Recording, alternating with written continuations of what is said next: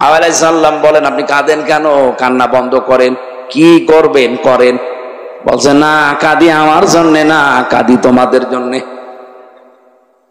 আপনি দেখেন আজ দুনিয়াতে, আমার তো নিজের চোখে দেখা, এই দেশে যারা শয়তান ছিল তারা দেখবেন কথা বলার আগেই কেঁদে ফেলতো।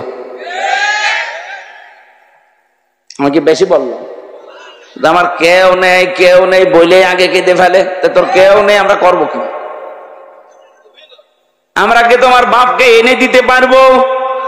তোমার ভাইকে এনে দিতে পারবো? তোমার কেউ নেই বলে যে কান্নাকাটি শুরু করো, এ অভ্যাস তো শয়তানের। তুমি কি শয়তান নাকি? তার মানে শয়তানের সার তার ভেতরে আছে। এই জন্য কথা বলার আগে যারা কেঁদে ফেলে, বুঝবেন এটা তার অভিনয়। আমার এই জীবনে দেখা ওনার একটা শুধু অভিনয় ছিল না। আগস্টের 5 তারিখের আগে যেই দিন চলে যাবে ওই দিন আর অভিনয় না, ওই দিন সত্যি কেঁদেছে। ওই দিন শুধু কেঁদেছে, বাকি জীবনটাই অভিনয়।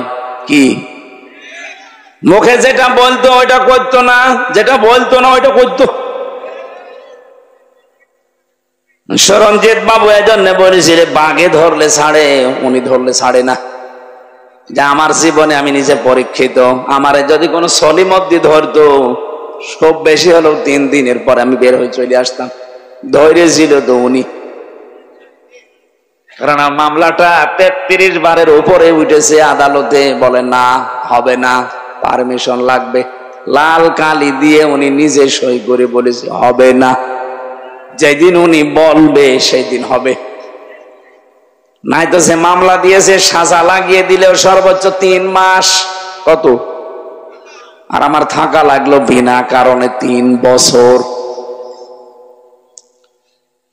হযরতে হাওয়া বললেন, আপনি কাঁদবেন না, আপনি ওয়াজ করেন। কি ওয়াজ করতে চান?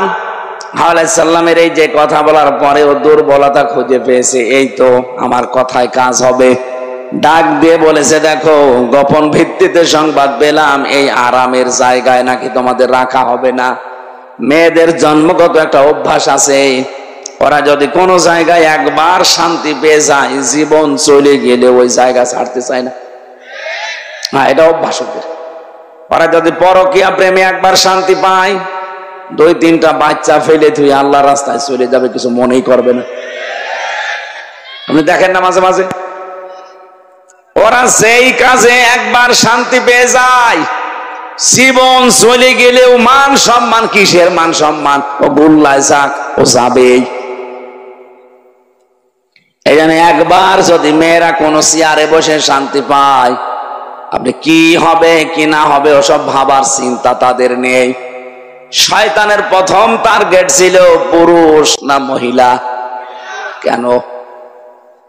যত তাফসির আমি নিজে পড়েছি, মুফাসসিরিন ইকরাম লিখেছেন, শয়তানের চাইতেও চক্রান্তের আকারে মহিলারা এগিয়ে, এরা ভয়ঙ্কর চক্রান্তকারী। এটা আমি বানালাম না, সূরা ইউসুফের ভেতরে আছে 28 নম্বর আয়াত, ইন্না কাইদাকুন্না আযীম। আমি আলেমদেরকে বলছি, এখানে আল্লাহ এক বচন দেয়নি, ইন্না কাইদা কুন্না বহু বচন। কি স্যার বহু বচন না? কেন? জুলাইখা তো ওখানে একা, এই আয়াত জুলাইখার নামে নাযিল হচ্ছে। আল্লাহ কেন মাত্র শুধু জুলাইখার নামটা উচ্চারণ করলেন না? আর যদি নাও করবেন তো এক বচন দেবেন, বহু বচন দিলেন কেন? দিয়েছেন এই কারণে, কিয়ামত পর্যন্ত পুরুষের ক্ষতিকারক জিনিস যারা, তাদের ভেতরে মহিলা 1 নাম্বার, আর এদের ষড়যন্ত্র বড় ভয়ঙ্কর। এই যে আসীম শব্দ আল্লাহ ব্যবহার করলেন, ইন্না কাইদাকুন্না আযীম। আল্লাহ বলেন এদের চক্রান্ত শুধু একটা না, যুগে যুগে বহু জুলাইখার উত্তরাধিকারী উত্তরসূরি আসবে দুনিয়ায়। ইউসুফের মতো চরিত্রবান মানুষদেরকে তারা জেনার অপবাদ পর্যন্ত দেবে। দেয়নি? সংসদে দাঁড়িয়ে পর্যন্ত মাওলানা মামুনুল হকের বিরুদ্ধে, যিনি পালিয়েছে, উনি এই কথা বলেছিল। এই জেনার তহমত দেয়নি, এই কথা বলছে না কেন? এই লোকটার সাথে আমি 3 বছর ঘরে ছিলাম, ফাঁসির ওই কন্ডেম ছেলে। এ মানুষটার যে ইখলাস, তার যে ইবাদত, তার যে চরিত্র যেন নষ্ট না হয়, এজন্য 3টা বিয়ে করেছে সে। অনেকে মনে করে 3-4টে বিয়ে করলে তার চরিত্র খারাপ। আরে শয়তান, তার চরিত্র ভালো রাখার জন্য তো বিয়ে করিস। তোর চরিত্র খারাপ এই জন্য যদি হোটেলে যাস, কথা বলে না কেন? চরিত্র খারাপ এই জন্য যদি রাত কাটাস বাইরে বাইরে। এই বগুড়াতে যত আবাসিক হোটেল আছে, আমি গ্যারান্টি দিচ্ছি, ঢাকার কথা বাদ, এটা বিভাগীয় শহরও না, আছে তো রংপুর, রাজশাহী, এটা একটা জেলা। এই জেলায় যত নাম করা হোটেল আছে, আপনি যান দেখবেন অনেক জেনা ব্যভিচার অলরেডি চলছে। উনি ওখানে গেলে ওনার চরিত্র ভালো হয়। আর শাইখুল হাদিস, ইবনে শাইখুল হাদিস, এই লোকটা নিজের বউ নিয়ে বেড়াতে গেছে, বলে জেনা করতে গেছে।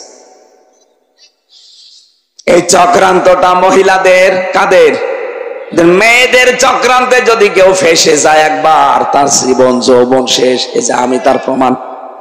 আমার এমন ভাবে ফাঁসিয়ে দিয়েছে, জীবনে ওই জঙ্গি না আমি শুনি নাই।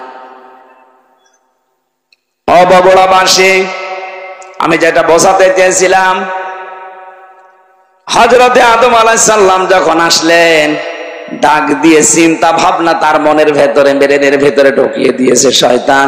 এই আরামের জায়গায় যদি থাকতে চাও, তাহলে ওই গন্ধম গাছের ফল খাও স্বামীকে করে। যখনই এসেছেন বারবার পেছনে ঘরে কি করে বল না, ফল খাওয়া লাগবে।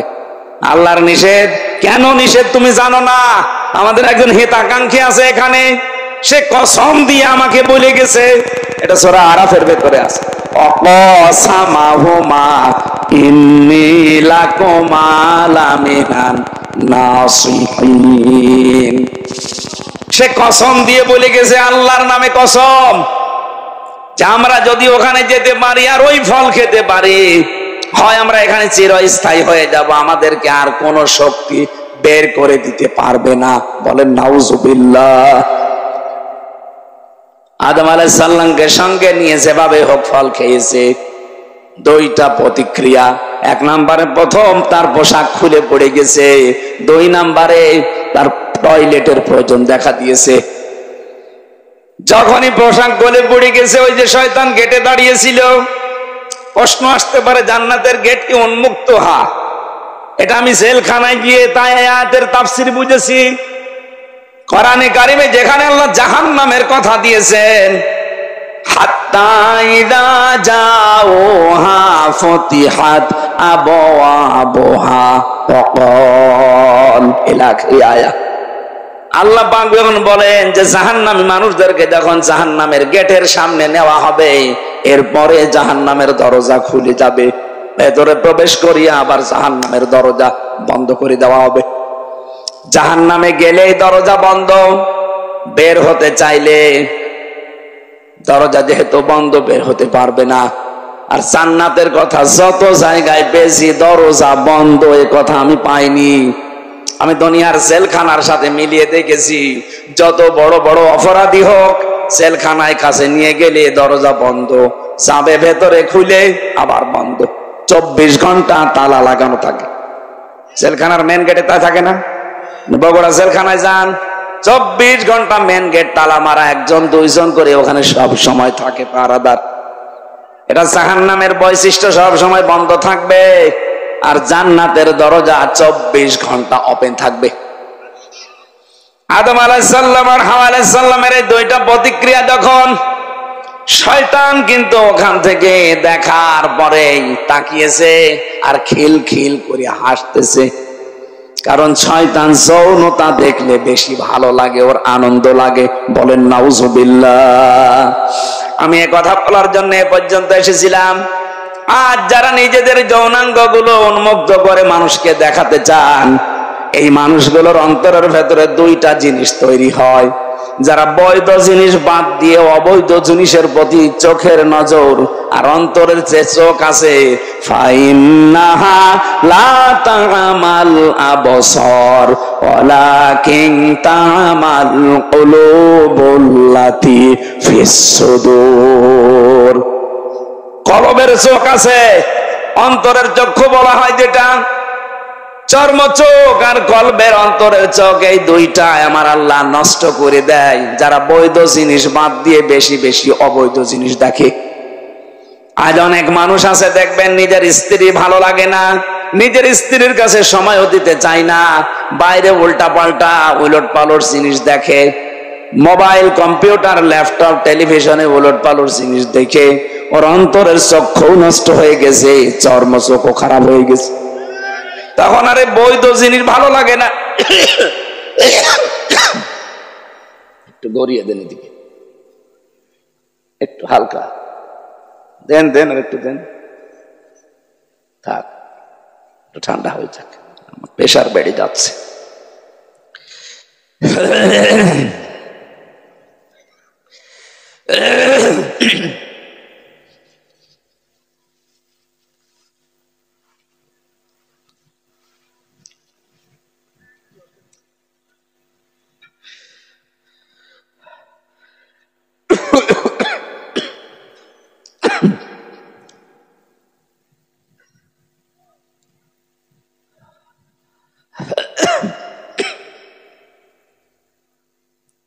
এটা খুলে নেন তো,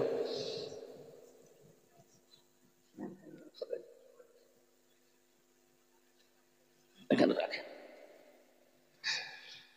পাতলা জামা গায়ে দেওয়ার দরকার ছিল, ভেতরে ঘাইমে একেবারে, না তা খালি গলা বসে যাবে।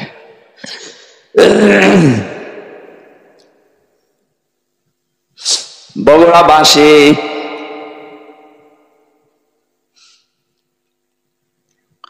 সূরা নূরের 30 নম্বর আয়াত আমার মনে হয় আল্লাহ দুইটা ঔষধ দিয়ে নাজিল করেছেন। যাদের নিজের স্ত্রী ভালো লাগে না, যাদের নিজের স্বামী ভালো লাগে না, পরপুরুষের প্রতি, পর নারীর প্রতি আকর্ষণ বেশি, নাকি বগুড়া এগুলো নেই? এগুলো যাদের বেশি তাদের দুইটা ঔষধ বলছি, এখন থেকে কাজে লাগাবেন। আমি নিজে সহ যত পুরুষ মানুষ আজকে এসেছি, আরে ভাই দুনিয়াটাই আমাদের সব না, আমাদের আর একটা জগৎ আছে। কথা বলে না কেন? হিন্দুদের মতো তো বিশ্বাস আমরা করি না যে আর একবার জন্ম নেব না, একবারই শেষ। সুতরাং এখান থেকে যে কোনো কায়দায় চোখ বন্ধ হয়ে গেলে এই যে জীবন বিশাল শুরু হয়ে যাচ্ছে, আর শেষ নেই। ওখানে যে যেন আমরা কেউ ধরা না পড়ি।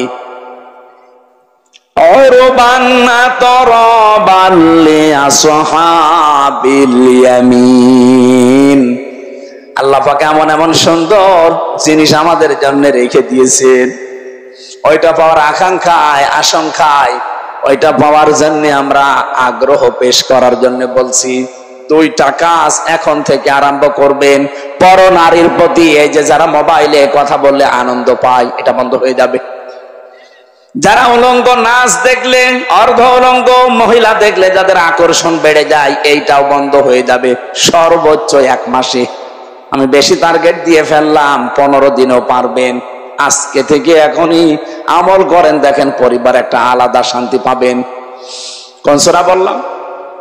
নূর। নূর বলেন বলেন। 30 নম্বর আয়াত, 18 নম্বর পারা, 12 নম্বর পৃষ্ঠা, 7 নম্বর লাইনে আছে, লিল মুমিনিনা ইয়াগুদ্দু মিন আবসারিহিম ওয়া ইয়াহফাযু ফুরুজাহুম যালিকা আযকা লাহুম ইন্নাল্লাহা খাবীরুম বিমা ইয়াসনাউন। বলেন আল্লাহু আকবার। আল্লাহ পাক বলেন, হে নবী আপনি মুমিন মহিলাদেরকে, মুমিন পুরুষদেরকে কথা বলে দেন, তারা যেন তাদের চক্ষুকে নিম্নগামী করে পরনারী থেকে। 2 নম্বরে তাদের লজ্জা স্থান থেকে তারা যেন হেফাজত করে রাখে, সংরক্ষণ করে, এটাকে যেন বাঁচিয়ে রাখে। যালিকা আযকা লাহুম, এইটাই তাদের জন্য পবিত্রতার বড় মাধ্যম। কে বলছেন? বলেন বলেন।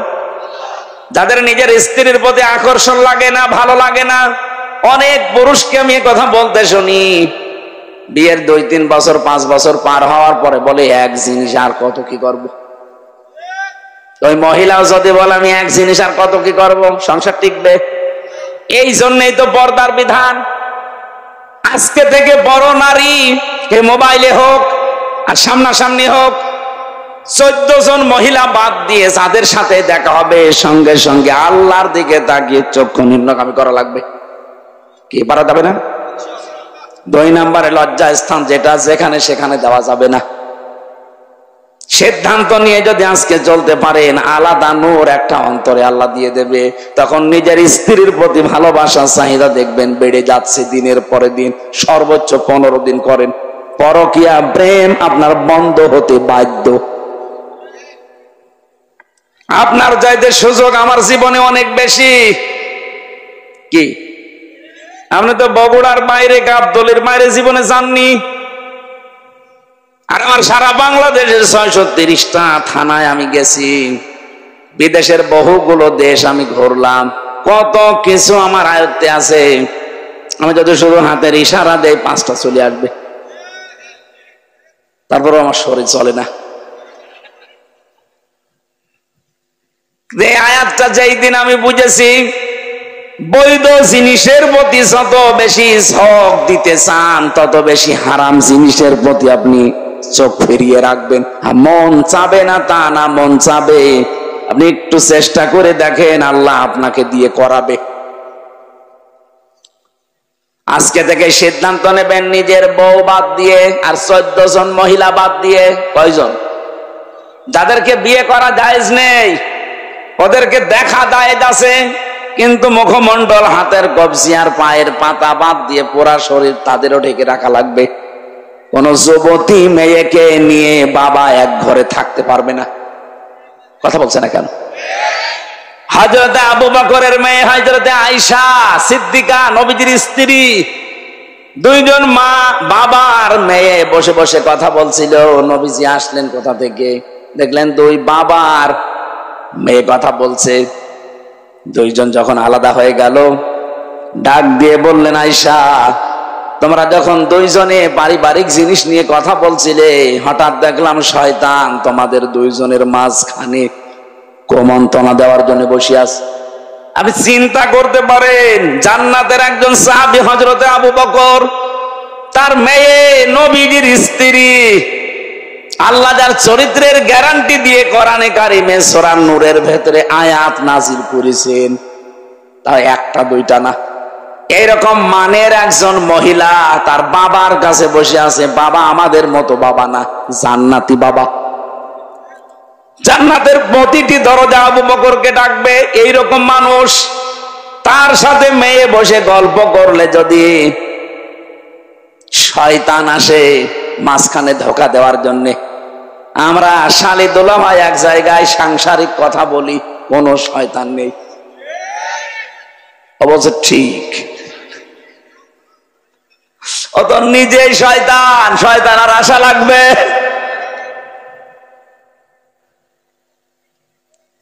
না? সাবধান থাকা লাগবে। এই ঔষধটা অ্যাপ্লাই করেন আজকে থেকে। নিষিদ্ধ জিনিস যেগুলো আছে, শুধু এই পরনারী না, মোবাইলে হোক, কম্পিউটারে হোক, বাইরে হোক, চক্ষু নিম্নগামী করে রাখবেন। দেখবেন আলাদা একটা জিনিস আল্লাহ মাস্ট বি দেবেই। 2 নম্বরে আমাদের যে লজ্জা স্থান আছে, নারীদের নারী, পুরুষের পুরুষটা, এটা ঠিক করে রাখা লাগবে। মনে মনে করেন আমার তো মন চাই, আরে মন চাই না কার? মানুষকে এই মন দিয়ে আল্লাহ বানিয়েছেন। এই মনটা কন্ট্রোল করতে যে পারে সেই পরীক্ষায় পাশ করে। আর আপনিও যদি ডোনাল্ড ট্রাম্পের মতো বাবা শাহজালাল সব হালাল, তাহলে আপনাকে জান্নাতে দেবে আল্লাহ কোন কারণে? কথা বলে না কেন? একজন খ্রিস্টান গোমেজ, মিস্টার গোমেজের জীবনী পড়ছিলাম, উনি আফসোস করে লিখেছে, হ্যাঁ মুসলমানেরা, তোমাদের কোরআন কি দুনিয়ায় একটা? মুসলমানেরা জবাব দিচ্ছে, কি বলেন আপনি? তাম দুনিয়ায় 257টা রাষ্ট্র আছে, যেখানেই মুসলমান আছে সেখানে কোরআন আছে। কথা বলে না কেন? সবার কোরআন এক। মিস্টার গোমেজ খ্রিস্টান, উনি বলছে, দেখেন আমি উপন্যাস পড়ার নাম করে কোরআনে কারিমের একটা তাফসীর পড়েছি, পুরাটা আমি শেষ করেছি। আমি এমনিতে ডক্টরেট করা মানুষ, অনার্স মাস্টার্স করে, পিএইচডি করে, এমফিল করে, পিএইচডি করে একজন ডক্টর মানুষ। আমি এটা আমি উপন্যাস মনে করে পড়া, কোরআনের তাফসীর ইংরেজিতে পড়েছি। পড়ার পরে আমার মনে হয় বিশ্বে যে মুসলমান আমি দেখি এর সাথে এই কোরআনের কোনো মিল নেই। আপনি মুসলমান দাবি করে আপনিও সুদের সাথে জড়িত, হিন্দু খ্রিস্টান বৌদ্ধ ও কোরআন মানে না সেও সুদের সাথে জড়িত। পার্থক্যটা কই? প্র্যাকটিক্যাল লাইফে যদি কিছু বাস্তবতা পার্থক্য করে দেখাতে না পারেন, পরে আপনাকে জাহান্নামী মনে হয় আর আপনি সুদ খেয়েও নিজেকে জান্নাতি মনে হয়। আল্লাহ কি এরকম অবিচারক নাকি? প্রশ্ন আসতে পারে আমি লা ইলাহা ইল্লাল্লাহ পড়েছি। আরে বেটা, লা ইলাহা ইল্লাল্লাহ নাকি হিন্দুর মুখস্থ আছে? কি কথা বলেন না?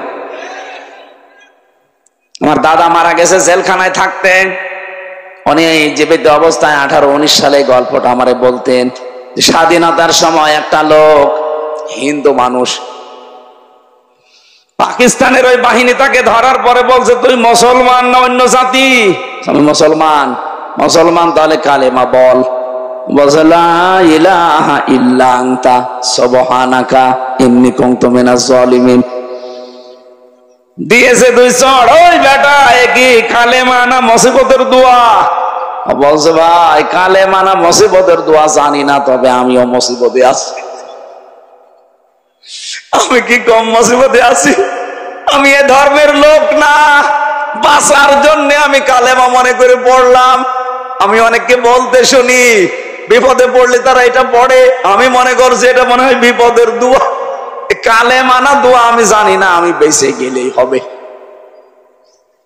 যারা এই ধারণা করে আছেন যে কালেমা যখন পড়েছি জান্নাত একদিন যাবই না, আমি প্রিন্সিপাল সাহেবকে বলছি, হযরতে আবু হুরায়রা কিন্তু এই হাদিসটা শোনার পরেই বলছিলেন মান ক্বালা লা ইলাহা ইল্লাল্লাহ ফাদাখালাল জান্নাহ, যে ব্যক্তি লা ইলাহা ইল্লাল্লাহ পড়ে সে জান্নাতে চলে যায়। হযরতে ওমর বলেছিলেন হে নবী আপনি এই কথা বললেন? বলে হ্যাঁ। কিভাবে বললেন? মাঝখানে আপনি ফা শব্দ দিলেন কেন? বিশ্ব নবী বলেন ওমর এ ফায়ের ব্যাখ্যা আছে আইয়ুহাযির মা হারামাল্লাহ। কোন মানুষ যদি কালেমা পড়ে আর হালালকে হালাল জেনে আঁকড়িয়ে ধরে, হারামকে হারাম জানার পরে ছেড়ে দেয়, শুধু ওই লোকটাই কালেমা পড়ে জান্নাতে যাবে। বগুড়ার মুসলমানেরা, আমি যে কথার পরিচয় দিতে পর্যন্ত এসেছি, আর একটু ঘুরিয়ে দেন, আবার সমস্যা হচ্ছে, আবার 5 মিনিট পরে দিয়ে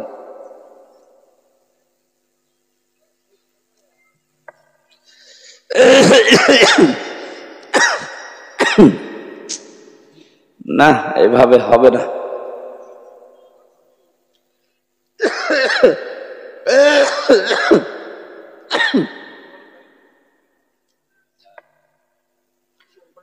আরে ভাই, ভেতরে নষ্ট হয়ে গেছে। কিসের গরম পানি, কিসের চা? এত করে বলে যে মাহফিল বন্ধ করেন বন্ধ করেন, ডাক্তাররা পর্যন্ত হাত পা চেপে ধরছে, দিচ্ছেন না। কি করি বলেন তো? শেষ করে দিলাম। আল্লাহুম্মা আমিন।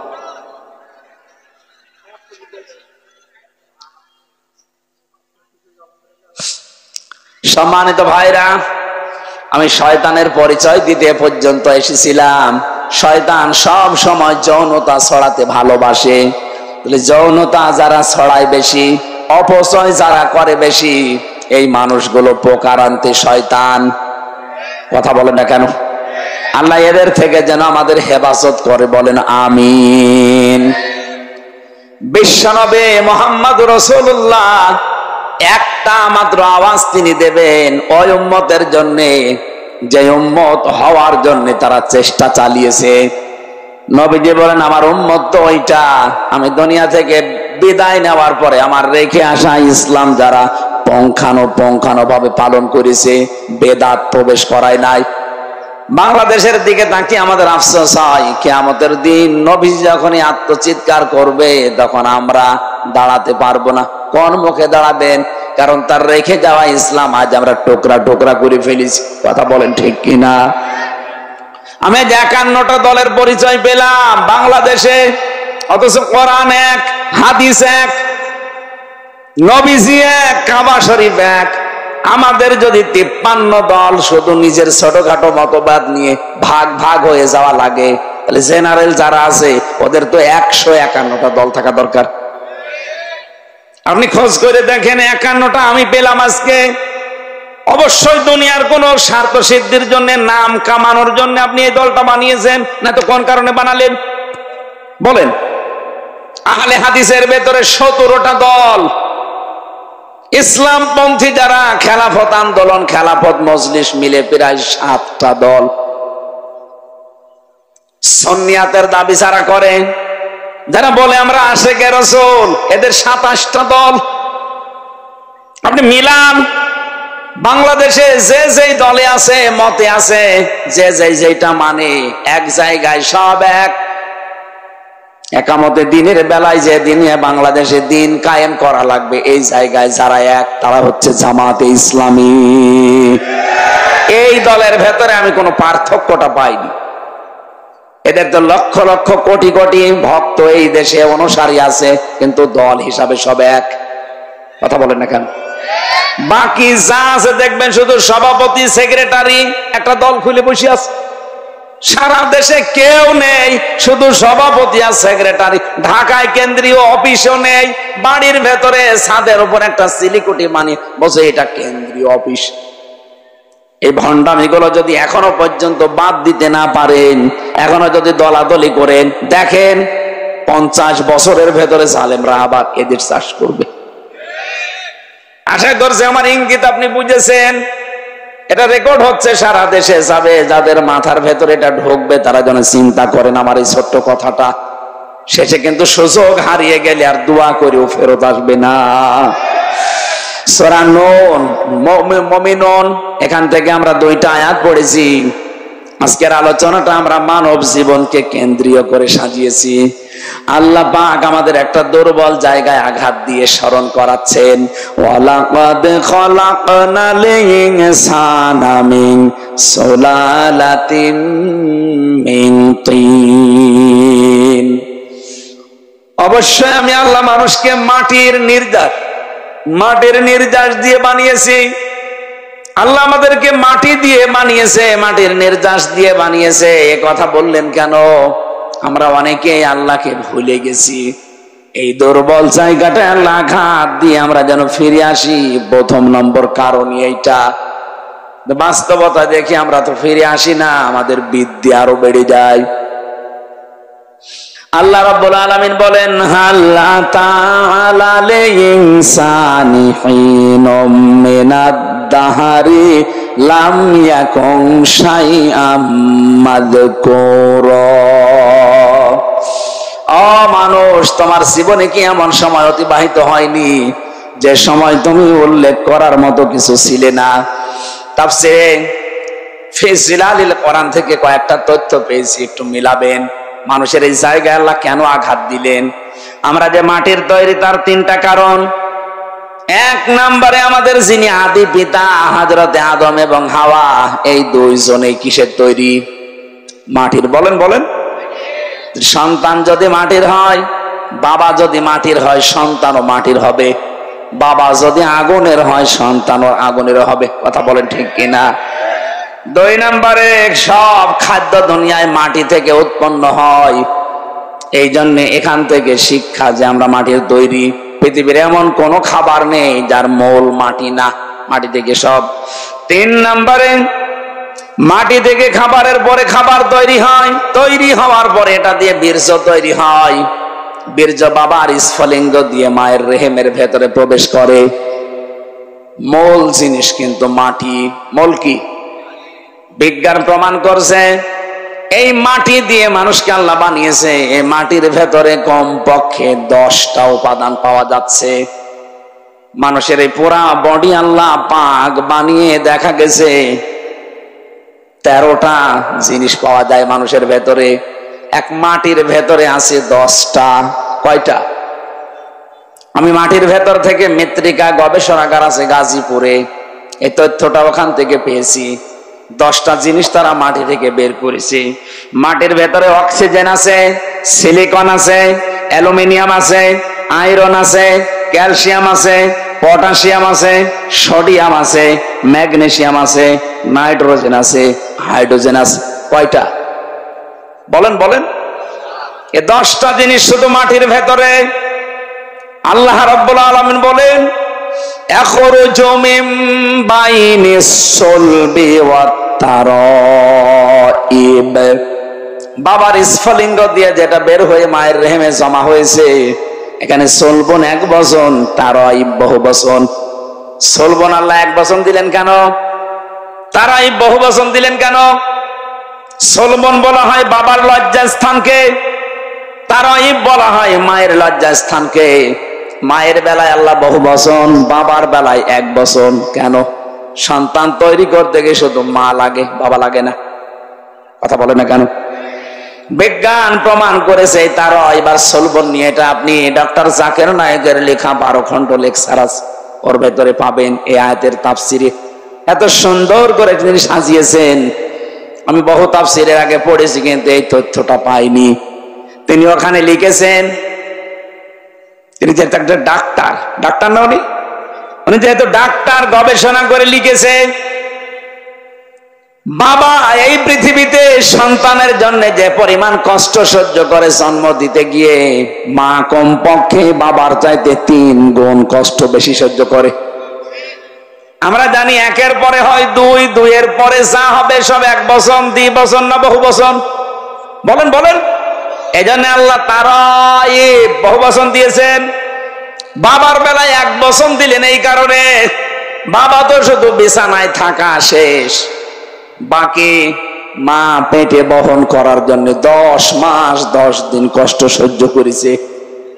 শুধু এতটুকুই না, কমপক্ষে ডেলিভারির যে কষ্টটা, বিজ্ঞান এখন জানিয়েছে এই পুরুষ মানুষ আমরা যারা দুনিয়ায়, যত শক্তিশালী পুরুষ হোক 45 ইউনিট কষ্ট সহ্য করতে পারে। কত? 45 ইউনিটের বেশি কষ্ট একজনকে দিলে সে হয় হার্ট অ্যাটাক করবে, না মারা যাবে। কিন্তু একটা মা দুনিয়ার সন্তানের মুখ দেখাতে গিয়ে বিজ্ঞান এখন দেখতে পায় কষ্টটা মাপার জন্য একটা যন্ত্র আছে। মায়ের কষ্ট কমপক্ষে হয় 57 ইউনিট। 45 ডিগ্রি দিলে যেখানে আমরা মারা যাব, সেখানে মা আমার মুখ দেখতে 57 ইউনিট কষ্ট সহ্য করে কয়েক বালতি রক্ত শরীর থেকে ঝরিয়ে মা আমার কাঁটা ছটফট মুরগির মতো করে, তারপরও আমরা মুখ দেখতে চাই। নবীজি জানিয়েছেন, এত কষ্ট দুঃখের পরে বাচ্চাটা যখনই মায়ের সামনে তুলে ধরা হয়, বাচ্চার মুখ একবার দেখার সঙ্গে সঙ্গে পেছনে যত কষ্ট ছিল সব আল্লাহ ভুলিয়ে দেয়। এই কষ্ট যদি মায়ের মনে রাখার মতো হতো, জীবনে কোনো মানুষ একটা সন্তান নেওয়ার পরে আর কোনোদিন স্বামীর সাথে মিলামিশা করতো না। ও বলতো না, দুনিয়ায় যে কষ্ট পেয়েছি আমি কোনোদিন আর তোমার কাছে যাব না। ওই সন্তানের মুখটা দেখার সঙ্গে সঙ্গে পেছনের যত কষ্ট ছিল আল্লাহ সব ভুলিয়ে দিয়েছে। এতটুকু শেষ করেননি, 2 বছর পর্যন্ত আপনাকে দুধ খাওয়িয়েছে। কয় বছর? আরো জোরে বলেন। বিজ্ঞান প্রমাণ করছে দুধ খাওয়ানো এটা মায়ের কমপক্ষে দিনে রাতে মিলে 24 ঘন্টায় একটা সন্তান মায়ের স্তন পান করে থাকে 8 বার। কয়বার? 7-8 বার পান করাই লাগে 24 ঘন্টায়। আপনি হিসাব করে দেখেন, তারও বেশি হয়। উপরেরটা নিচেরটা বাদ দিয়ে মাঝেরটা বিজ্ঞান প্রমাণ করেছে 8 বারও যদি হয়, একবারে যদি 1 পোয়া করে দুধ চুষতে থাকে, 8 বারে কমপক্ষে 2 কেজি দুধ খায়। কত? 2 কেজি করে দুধ আমি আপনি সবাই খেয়েছি মায়ের স্তন থেকে। 1 দিন 2 দিন না, 2 বছর। কত? বলেন বলেন। আপনি একটা হিসাব করে দেখেন, 2 বছরে প্রতিদিন যদি হয় 2 কেজি করে, আমি ক্যালকুলেটর দিয়ে দেখেছি 36 মণ দুধ আমরা খেয়েছি। কত? আমার বাবা আমার মায়ের আমরা 2 জন, আমি আর আমার একটা বোন আছে। এখানে কত মানুষ আছে? 8টা 10টা ভাই বোন। কথা বলেন না কেন? আমার গ্রামে একজন আছে 12টা মেয়ে আর 4টা ছেলে। কত হয়? একটাই শুধু স্ত্রী, 2 জনে মারা গেছে। এখন আমি একটা হিসাব নিয়েছিলাম, আমি আয়াত পড়ার পরে দেখি আমি নাই 36 মণ আর আমার বোন রোনা নাই 36 মণ। আপনার তো ছেলে মেয়ে 16টা, বলেন তো কয় মন? বলছে বাবা ওসব হিসাব জানি না, হিসাব করি নাও। হিসাব একটা টানলাম দেখি, আপনি বলেন তো কত মন হয়?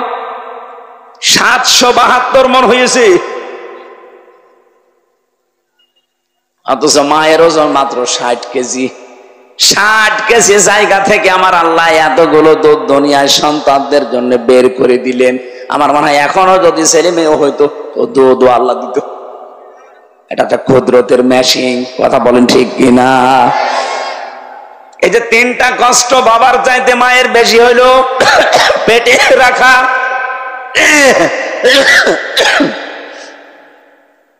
শুধু পেটে রাখা না, ডেলিভারির কষ্ট সহ্য করা, আর দুনিয়ার মুখ দেখানোর পরে 2 বছর দুধ খাওয়ানো। নবীজি জানিয়েছেন পৃথিবীর মানুষেরা, তোমাদের কাছে বাবার তুলনায় মায়ের গুণ আমি 3 গুণ বৃদ্ধি করে দিয়েছি এই তারঈবের জন্য। জোরে বলেন সুবহানাল্লাহ। মানুষ যখন এই বীর্যটা মায়ের রেহেমের ভেতরে যেতে থাকে, বিজ্ঞান এখন দেখতে পাচ্ছে কমপক্ষে 1 ফোঁটা বীর্য দিয়ে 40,000 আদম বানানো যায়। কত হাজার? বলেন বলেন। এই 40,000ই একবারে মায়ের পেট থেকে আসতে পারতো, কিন্তু মায়ের পেটে জায়গা নেই। বাবার এই স্ফলিঙ্গ দিয়ে যখন বের হয়ে যায়, এখান থেকে মায়ের ওই জরায়ু পর্যন্ত যে নাপাক পানির থলিটা আছে, রেহেম বলা হয়, এখানে যেতে যেতে দেওয়ালের সাথে ধাক্কা